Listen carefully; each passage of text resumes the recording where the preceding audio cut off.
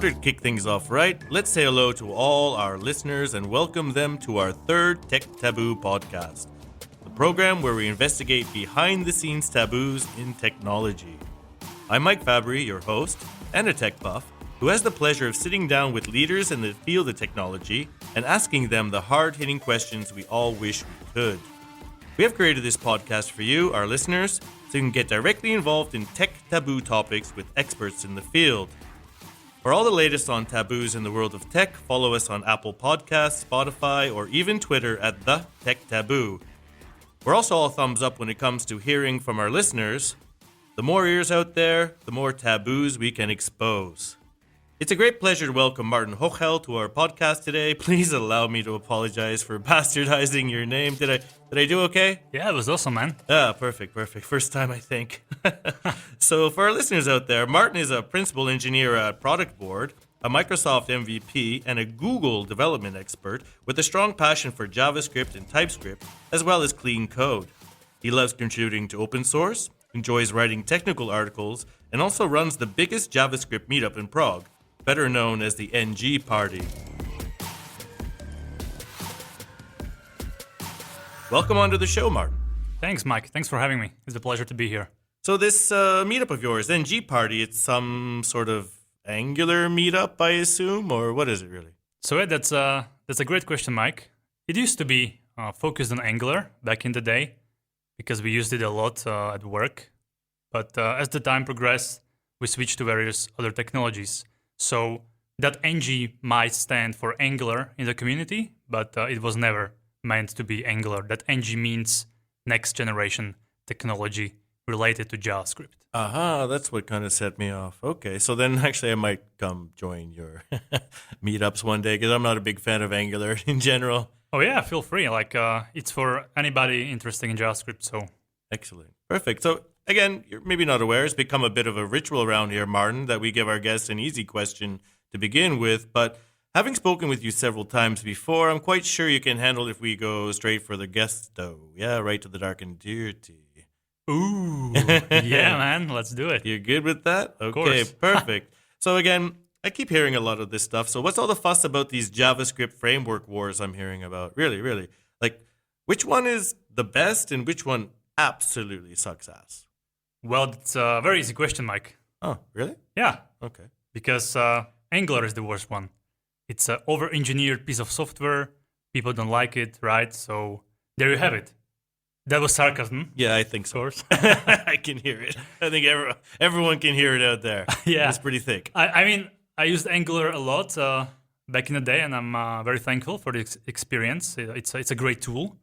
But as with anything in development, it depends on your goals or what's your history or knowledge, right? So there is no holy grail of JavaScript frameworks. So I don't have an answer which one is the best. Okay, but generally speaking, for you, it's Angular. No. All right, maybe you can clarify then. Of course.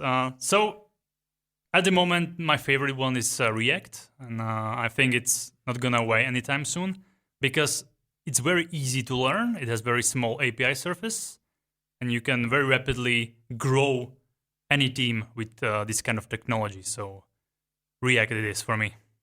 Great. Okay. Again, we need to let our listeners out there know a little bit more who you are, and perhaps they're unaware that you're very often speaking at these international conferences on tech, not taboos, of course, but tech topics. I'm sure that you're not always accepted every time, but sometimes you're rejected. And how do you deal with this rejection when, you got a perfect or what you feel is a perfect proposal, and they still tell you, nah, sorry, Martin, we don't need you, or we don't want you. How do you deal with that? Yeah, that's very sad moment. I'm crying the whole day, hidden in a room. I'm sure you are. No, I mean, back in the day, I used to be like that, like very emotional about it, because it was very important for me. I wanted to be on the stage. I wanted to deliver this content to the community, and I was rejected. It wasn't a very pleasant experience, but nowadays, as you get more and more experience, I don't care, to be honest. It's just a talk. And anyways, there are much better ways how to reach the community than having a talk on the stage. Okay, perfect. Such as? What other ways? Yeah, I mean, for instance, doing some open source, or even better, like putting your thoughts in a technical article. So that has much, much bigger impact than a talk. Okay, and how many people you think people are reading these articles? Maybe. They're reading mine. Yes. Okay. No, it would be quite interesting to know what kind of outreach you have there and how many people are actually getting down and dirty and reading these articles that you're putting out there. Yeah. Awesome question. To be honest, I'm not very data-driven type in terms of these articles. I'm just writing what I think it's important to put down on the paper and what is lacking on the internet. But of course, time to time, I'm looking at the stats. And nowadays, it's like 10,000 views per week for one article, right? So Yes. I have several of these articles out there. So yeah, quite a lot. Yeah, I know you do. I've actually read several of your articles, and overall, I have to say I like them. But Nice. Yeah, really, they're quite well written. Yeah, so keep it up for sure. Thanks a lot. Yeah, definitely. But you must have had some negative feedback. I don't know, some jerk out there wrote you, I don't know, this shit sucks, or I don't know, yeah, some kind of negative comments. So how did you react when you get these comments from people out there? Yeah, haters. Haters. They're Exactly. everywhere, I guess. So again, back in the day, I took it very personally, right? Like, oh no, what is this? I put so much effort and some guy don't like it. So I was all into getting into an argument with that particular person because I wanted to be the winner of this conversation. Like, hey dude, you are wrong and I'm right. And eventually you spend a lot of energy in doing so. So again, nowadays, most of the time I don't even respond to such a hate comments. Yeah, but I might reply like, yeah, thanks for your opinion, if it makes sense, to be polite. But to be honest, there are too much of these. So I agree. Yeah, there's too much hate mail and hate comments going on the internet for sure. yeah, Yeah. as I used to say, you can't save everyone. So No, not even Mother Teresa, right? So, anyways, you do get them sometimes. yeah, They must affect you. Yeah, and I'm sure you were talking a little bit that they really affected you when you were younger, but isn't that a little bit connected to your ego? That young developers have huge egos, and as you get older, you learn your place and so on. So, is that the case here? yeah, it definitely has something to do with the ego, of course. Well, let's talk about your ego. Talk about your situation. Did you feel because you had a big ego when you came into the game, that's why you were so personally attacked by these comments, but now, you're more sure of yourself, you're older, it doesn't bother you, and maybe you got some words of wisdom for young developers out there who feel that people are personally attacking them, but really it's not personal. Yeah, so the ego is very like a dangerous thing. You need to learn to handle it appropriately. But overall, it's just about reconsidering if it even makes sense, like what the person has written to you. Like, why should you even reply and go into that argument? And anyways, anything that is written, it might mean something completely different, like what the person wanted to say you face to face, right? So Lost in translation kind yes, of thing. yes, exactly. Yeah. Yeah. Okay.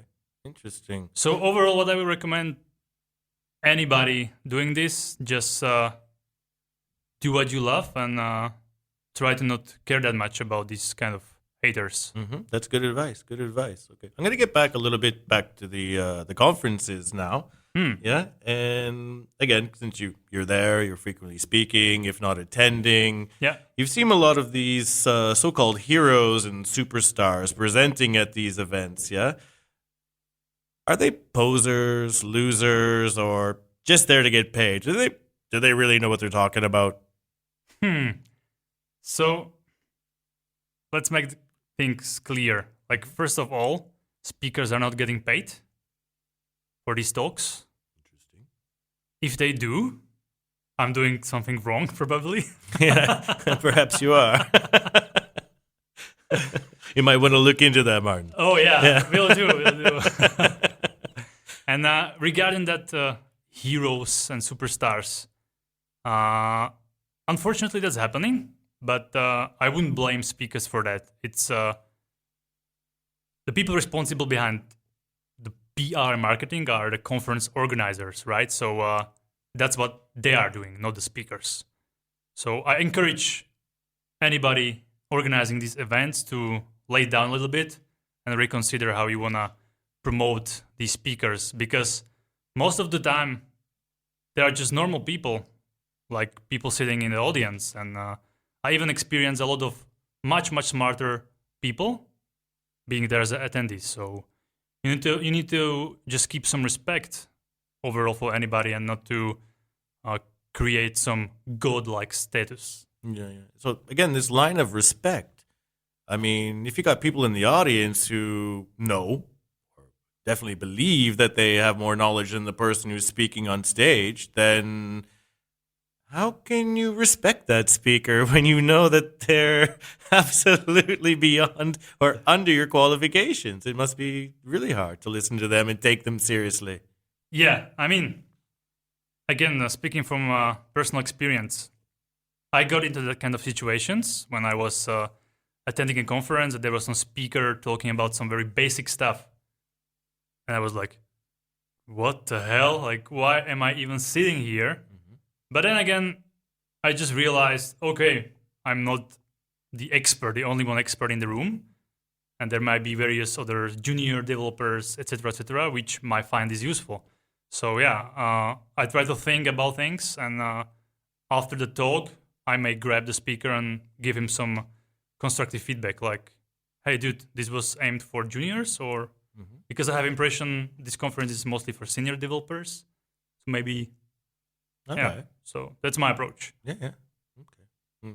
Unfortunately, that question didn't stump you as much as I was hoping it would. Yeah, and our listeners out there obviously want to, know that you're sweating, feeling uncomfortable. Oh, yeah. Yeah, of course. So let's get away from the conferences and into the company or into the place of the workplace.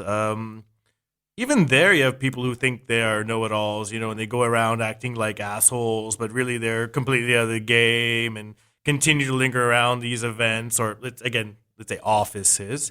How do you deal with them? Okay, it's one thing to be at a conference, but if they're in your office, that becomes more of a daily problem, doesn't it? Oh yeah, it does. Again, that's a very tricky situation. So, younger myself, I used to be, let's say, very choleric, kinda. So I would go to that person and tell him right in his face, like, hey, dude, what is this? And be very aggressive about it. And how did that approach work out for you, though? Oh, yeah, it was never a good idea. Yeah, right? I wouldn't think so. No. So, yeah, I learned my lesson. And how I approach these kind of people nowadays is, of course, to sit down with them, to give them constructive feedback, to try to talk it out. And if that doesn't work, then you need to reach the superiors to resolve the problem. So, yeah. Okay, great.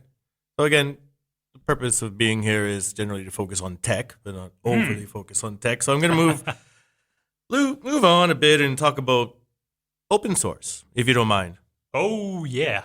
Yeah, you're good with that? Cool. Okay, so just a simple ballpark question or general question. Is open source a good way to spend your free time, in your opinion, or it's a waste of time? That depends, I guess. On what?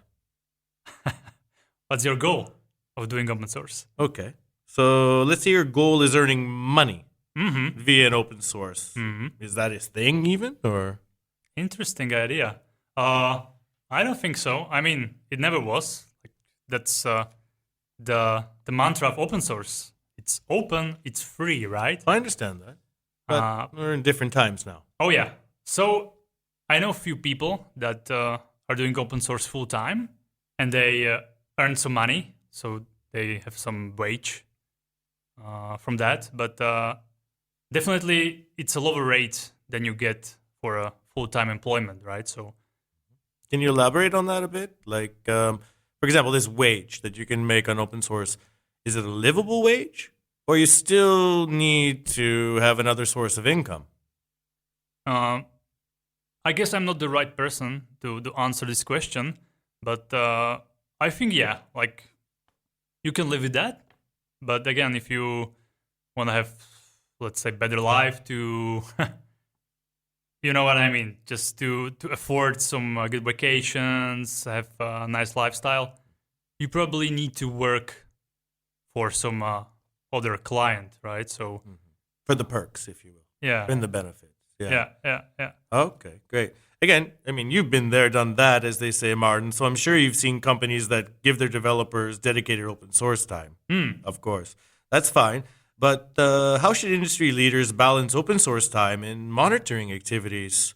Not to come across as, we're watching you, or, Big Daddy is there. And if you're not doing a good job, your ass is grass, or you're out the door. Yeah. That kind of shit. Yeah.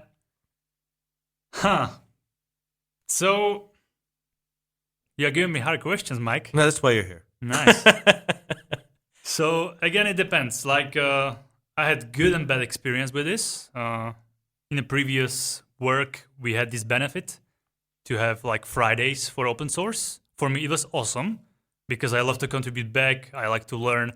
So I spent my whole Fridays on doing that. But there were some colleagues that spent a day in a game room or on a YouTube watching videos.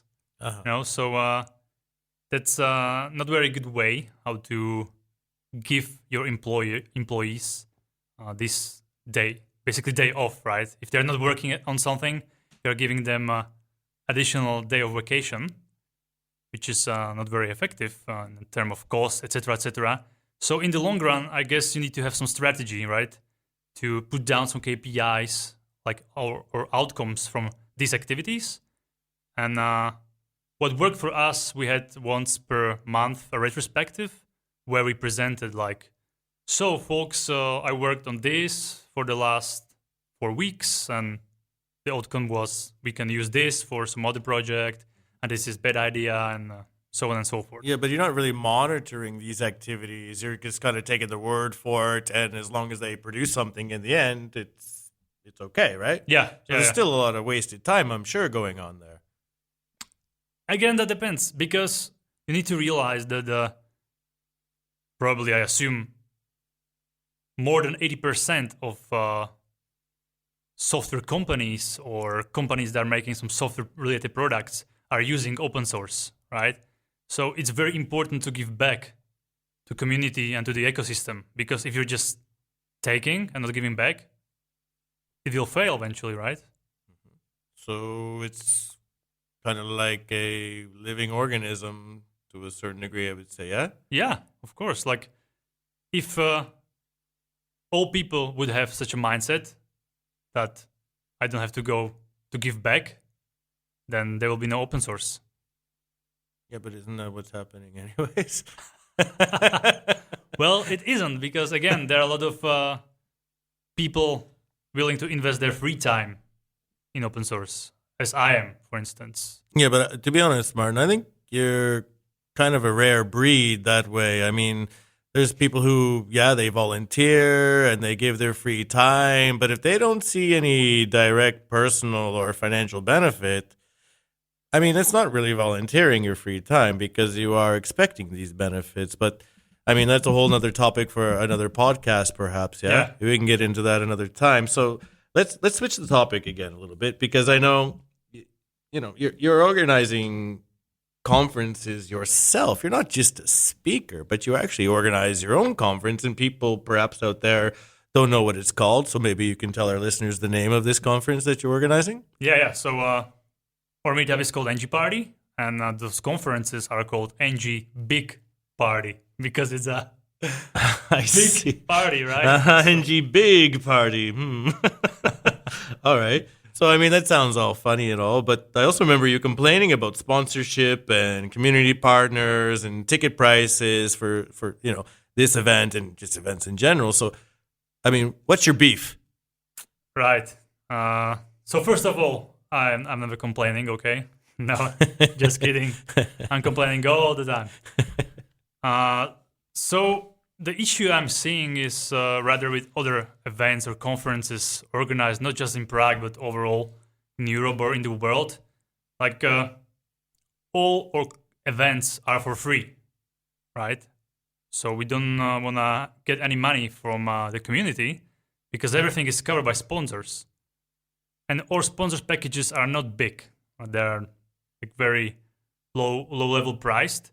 And when you take into consideration those other conferences and their sponsor packages, like sponsors have to pay like 6 to 15,000 euros to have a logo on the page or just a booth at the event, right? That's. Well, I know exactly what you're talking about. I've been dealing with congresses and conferences for a long time now, and it's ridiculous. Oh yeah, how much they gotta pay. Oh yeah, so that's what pisses me off. When you see these shiny conferences with a very nicely done speaker list, very famous people speaking at those events, but the ticket is like 600 euros or even more, and that's crazy. Like when we can do event for free and just everything get covered from the sponsors, they can do that as well. I mean, it's not everything black and white, right? It's a business. Definitely. I get it. A man has to eat, right? So that's fine. But what bothers me, let's say, rather pisses me off, is when these events are claiming that it's a community event. Come on, it's not the community event.